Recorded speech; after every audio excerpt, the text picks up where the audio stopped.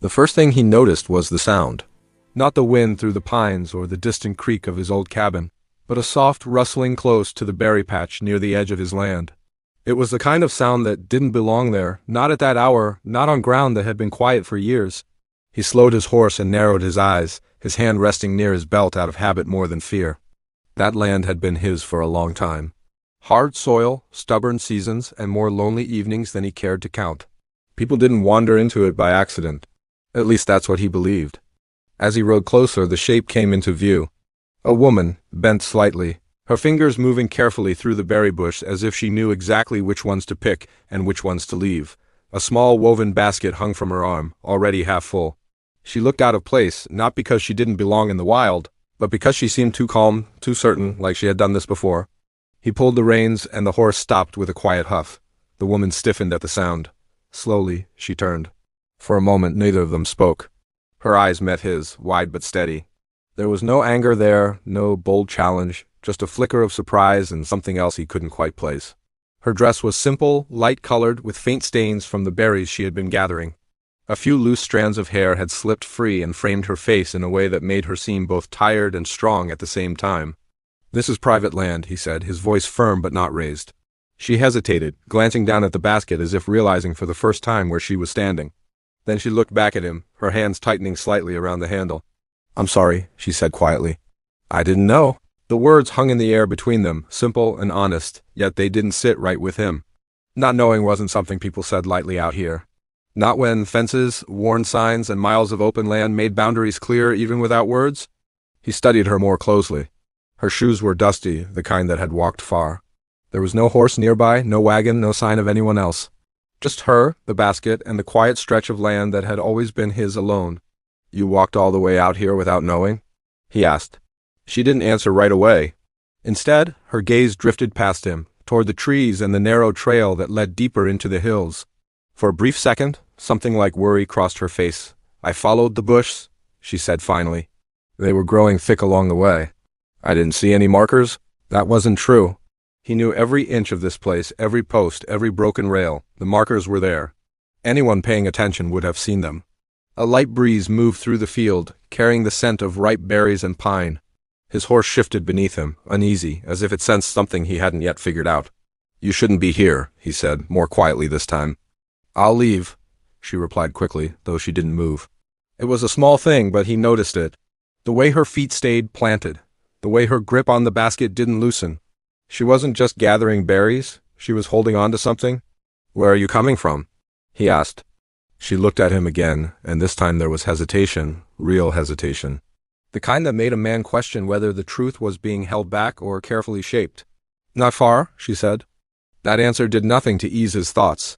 If anything, it made them sharper. There were no homes nearby, no settlements within easy walking distance. Anyone out here had a reason, and people who avoided giving straight answers usually had something to hide. He swung one leg off the saddle and stepped down, boots pressing into the dry earth. The distance between them felt smaller now, the quiet heavier. "Not far doesn't mean much out here," he said. She swallowed, her eyes flickering toward the trail again. It was quick, almost unnoticeable, but he caught it. That trail led to places most folks stayed away from. "I didn't mean any trouble," she said softly. "I didn't say you did," he replied, though his tone carried a weight that suggested he wasn't convinced. For a long moment, neither of them moved. The wind picked up slightly, rustling the bush around them, as if urging one of them to speak, to explain, to break the growing tension. Then, from somewhere beyond the trees, there came another sound. Not the wind, not an animal, something heavier. His head turned sharply toward the trail, his eyes narrowing. When he looked back at the woman, her expression had changed. The calm was gone, and suddenly he realized she hadn't wandered onto his land by mistake at all. He did not speak right away. His eyes stayed fixed on the line of trees where the sound had come from. It was slow and heavy, like something moving with care, trying not to be heard but failing. The kind of sound that did not belong to a deer or a loose branch. The woman took a small step back without thinking, her basket brushing against her dress. A few berries slipped over the edge and fell to the ground, dark against the dry soil. "You heard that," he said, his voice lower now. She nodded once. Yes, the way she said it told him more than the word itself. She was not surprised by the sound. She was afraid of it. He turned slightly, placing himself between her and the trail without making it obvious. His hand rested near his belt again, not gripping, just ready. Start talking, he said. You don't walk this far out and pretend you don't know where you are. Not with that look on your face. She hesitated, her eyes moving from him to the trees and back again. The wind lifted a strand of her hair, but she did not seem to notice. I told you I didn't mean to come this far, she said. I was just following the berry bush. That trail doesn't grow berries, he replied. It leads up into the hills. Nothing but old ground and trouble up there. Her grip tightened on the basket again. He could see her knuckles pale slightly, and that small detail made his suspicion settle deeper. I didn't come from the hills, she said. Then where did you come from? She drew in a breath as if the answer cost her something. From the road. I was dropped off this morning. That made him pause. The nearest road was still a long walk from here, and no one got dropped off without a reason. By who? He asked. She shook her head. Just a man passing through. He said he'd take me as far as he was going. I didn't ask questions. That's a mistake out here, he said. I know that now. Another sound came from the trees, a little closer this time. A branch snapped, clean and sharp. His horse shifted behind him, restless. He kept his eyes on the woods. You expecting someone? No, she said quickly, but her voice wavered. He noticed that. He noticed everything. You sure about that? She swallowed and looked down for a moment, then back up. I was told to stay off the main road. By who? She did not answer. The silence stretched again, thicker now. He could feel something building, like a storm that had not yet broken. Listen, he said, keeping his voice steady. This land is quiet for a reason. Folks don't come out here unless they have nowhere else to go or they're trying to stay hidden. Which one are you? Her eyes met his, and this time there was something stronger there. Not just fear, but a kind of stubbornness. I needed a place to stop, she said. Just for a little while? That doesn't explain the trail. Or the way you keep looking at it. She opened her mouth, then closed it again. For a moment, it seemed like she might finally tell the truth. But instead, she glanced past him once more, and that same worry returned. I thought I lost them, she said quietly. The words settled in his mind heavy and sharp. Lost who? Before she could answer, the trees shifted again. This time it was not just a sound. There was movement. A shadow passing between trunks, too large and steady to be the wind playing tricks. He stepped forward slightly, his posture changing, more alert now. You brought something here, he said. I didn't bring them, she replied, her voice tight. They were already following me. That's not much better, she shook her head, almost desperate now. You don't understand. Then help me understand. Another branch cracked, closer than before. Whoever or whatever was out there was not trying to hide anymore. His jaw tightened. He had lived on this land long enough to know when trouble was walking straight toward him. You should go, she said suddenly. This has nothing to do with you. He let out a short breath, not quite a laugh. It has everything to do with me. This is my land. Her eyes searched his face as if trying to measure something. Then you should leave it. Just for today. That's not how this works. The horse gave a low, uneasy sound behind him. The air felt different now, heavier, like it was holding on to something unseen. He took another step forward, his gaze locked on the trees. I'm not leaving, he said. Not until I know what's coming out of there. She looked at him for a long moment, and something in her expression shifted again. Not fear this time, but concern. Then you're already too late, she whispered. The words barely left her mouth before a figure appeared at the edge of the trees, and he realized this was not just someone wandering onto his land. This was the beginning of something he might not be able to stop. The figure did not rush out. It stepped into view slowly, like it knew there was no need to hurry. A man, tall and broad, dressed in worn clothes that carried the dust of long travel. His hat sat low, shadowing his face, but not enough to hide the way his eyes fixed on the woman. The man by the horse felt the shift in the air right away. This was no lost traveler. This was someone who had been tracking, watching, waiting. Behind the first man, another shape moved between the trees, then a third. They kept their distance, spreading out without speaking, like they had done this many times before. The woman took a step back, her breath catching. I told you, she said under her breath. He did not look at her. His focus stayed on the men. Looks like you did not lose them after all. I tried, she replied, her voice barely steady. The first man stepped closer to the edge of the trees, stopping where the open ground began. He glanced at the horse, then at the man standing in front of it, measuring him in a quiet, careful way. You've come a long way, the stranger said, his tone calm but firm. Further than you were meant to, the woman did not answer. The man by the horse shifted his stance slightly, enough to make it clear he was not stepping aside. You're on my land, he said. If you've got business here, you best speak it plain. The stranger's gaze moved to him fully now. There was no anger there, just a cold kind of patience. This doesn't concern you, he said. It does now, he replied.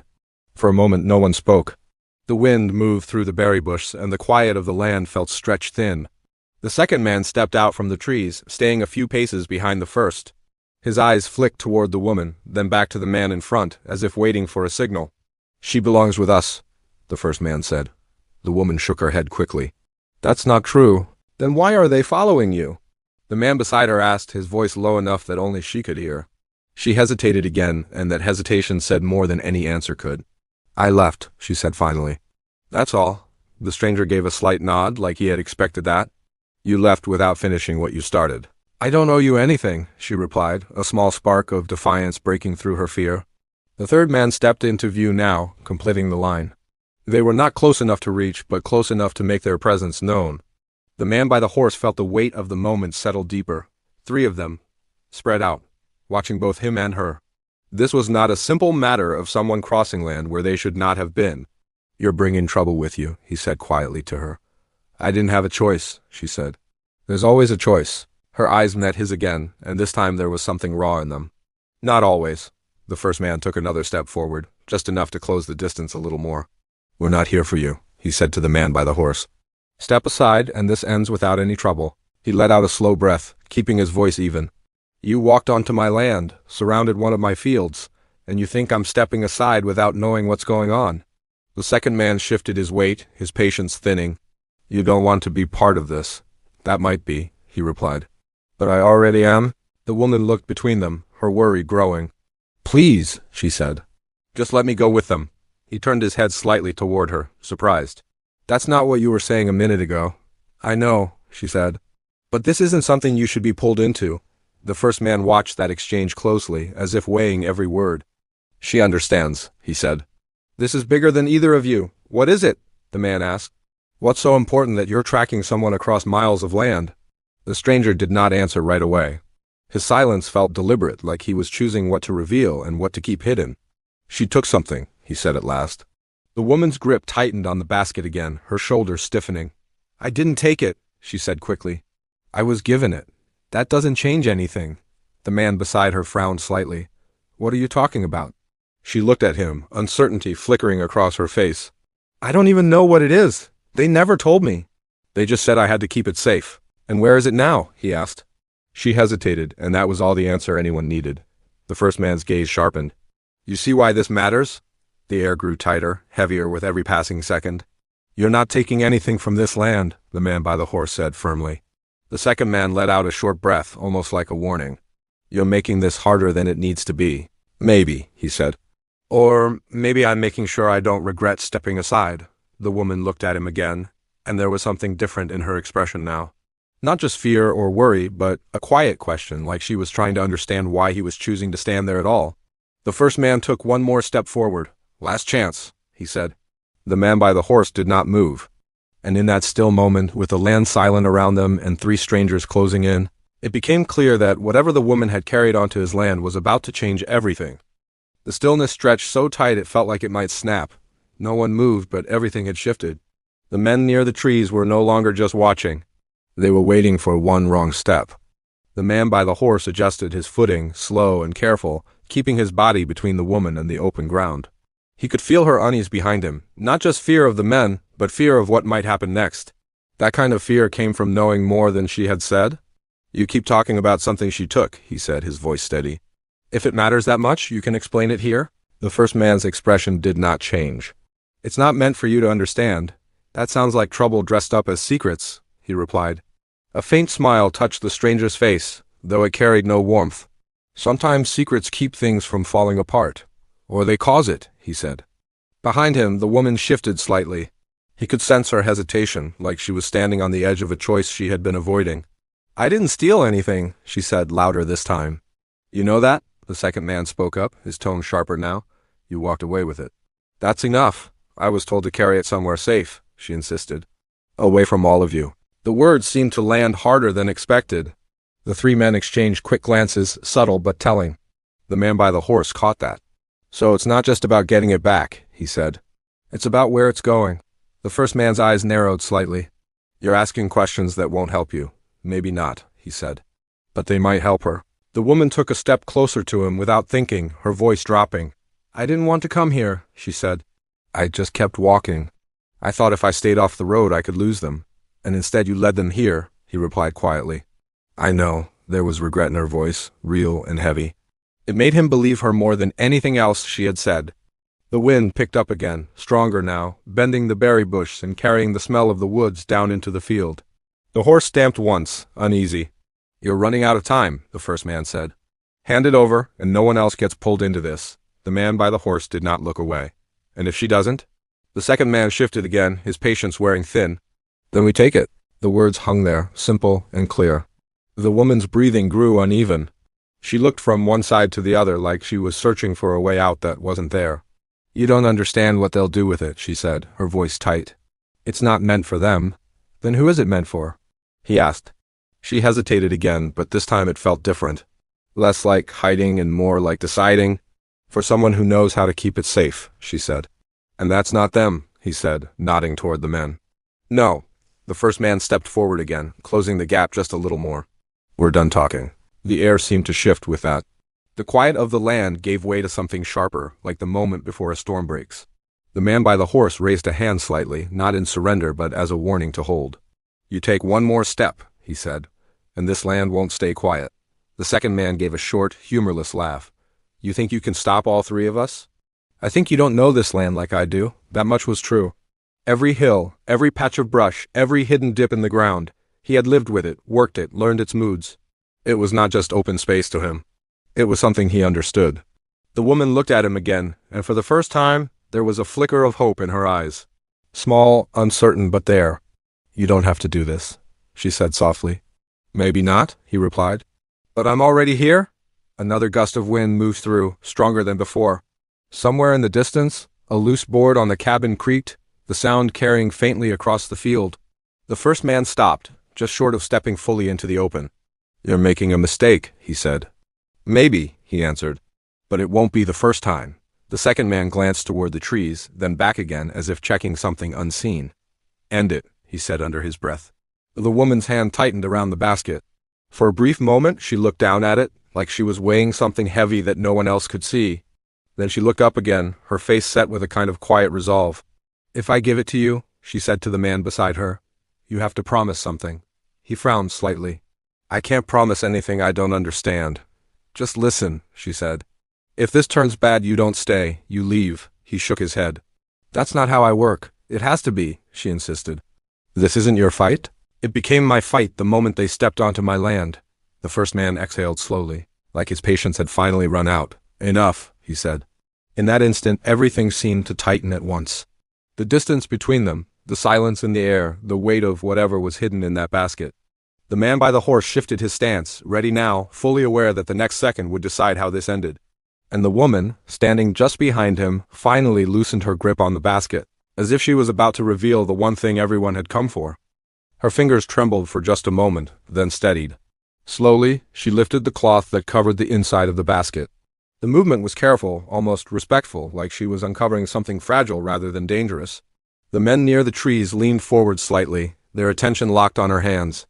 The man by the horse did not move, but his eyes followed the motion. He had expected something small, maybe hidden deep among the berries. What he saw instead made him pause. Nestled beneath the dark fruit was a small wooden box, worn at the edges, no larger than both hands together. It did not shine or draw the eye in any obvious way, yet something about it felt important. Not because of what it looked like, but because of how everyone else reacted to it. That's it, the first man said, his voice tightening for the first time. The woman nodded once. Yes, bring it here, he said. She didn't move. The silence stretched again, but this time it felt different.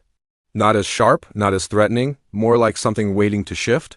You said no one else needed to get pulled into this, the man by the horse said quietly. So tell me the truth, what is it? She looked at the box, then at him. It's not gold, not money. It's papers. Old ones. That's what all this is about, he asked. Not just papers, she said. They show who owns land, not just here. All through the valley. The kind of papers that could take land from people who have lived on it for years. His jaw tightened slightly as the meaning settled in. Land was everything out here. It wasn't just soil. It was survival, history, a future. They want it, she continued, glancing toward the men. So they can claim it, push people out, start over like nothing was ever there. The first man took another step forward, no longer hiding his intent. "That's enough talking. You were going to use it," she said, her voice stronger now. "You told me it was for protection, but it wasn't. It was for control." "That's not your concern," he replied. "It is," she said. "Because I was the one carrying it." The man by the horse shifted slightly, his stance firm. "You're not getting it," he said. The second man gave a sharp look. "You don't know what you're standing in the way of." "I know enough." The woman turned slightly toward him. "There's a town past the hills," she said. "Small, quiet. The people there know what to do with these papers. They'll keep them safe. Make sure no one misuses them." "And you were heading there," he said. "Yes." He nodded once, understanding now why she had taken the long way, why she had stayed off the road, why she had kept moving even when she was tired. "You should have said that earlier," he said. "I didn't know if I could trust you," she replied. "That's fair," he said. The first man's patience broke. "This ends now." He stepped forward again, and this time the others followed, closing the distance. The man by the horse raised his hand slightly, his voice calm but firm. "Stop." Something in his tone carried weight. Not force, not threat, but certainty. The kind that made people pause even when they didn't want to. "You don't want this kind of trouble," he said. "Not here. Not for something that will only bring more eyes, more questions." The second man hesitated, just for a second. The third looked between them, uncertain. The first man's gaze flickered, calculating. "You think this land protects you?" he said. "No," he replied. "But I know what comes after things like this. People talk, word spreads. You won't keep it quiet, not with 3 of you walking in and out." That landed. Not as a threat, but as a truth. The woman held the box close now, her hands no longer shaking. "You can walk away," she said. "No one has to get hurt. No one has to lose anything today." The wind moved again, softer now, like the land itself was easing. For a long moment no one spoke. Then the first man exhaled slowly, his shoulders dropping just a fraction. "This isn't finished," he said. "Maybe not," the man by the horse replied. "But it's finished here." The tension held for another second, then slowly, the men stepped back.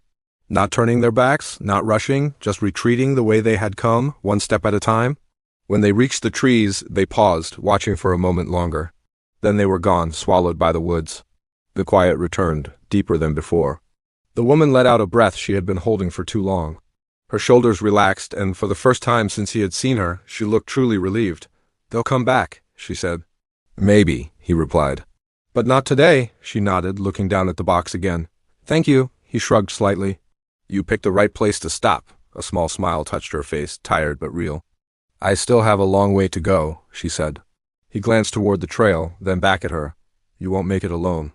"Not with them out there." She seemed to expect that answer. "Then what do you suggest?" He looked across the land, the fields he had worked, the cabin that had stood through years of quiet. Then he looked back at her. "I'll take you part of the way," he said. "Far enough that they won't find you easy." Her eyes softened slightly. "You do that?" He nodded. "It's my land. And now, it seems, a bit of your road, too." She held the basket closer, careful with what it carried. Together they started toward the trail, the horse following behind at a steady pace. The sun dipped lower, casting long shadows across the field, but the air felt lighter now. The trouble had not vanished. The road ahead was still uncertain, but for the first time it felt like there was a way forward that did not end in loss. And sometimes out here that was enough. Thanks for watching this story. Subscribe to the channel for more heartfelt stories. Your support helps keep these stories alive. Tell me in the comments what you felt about this story and what kind of stories you want to see next. See you in the next story.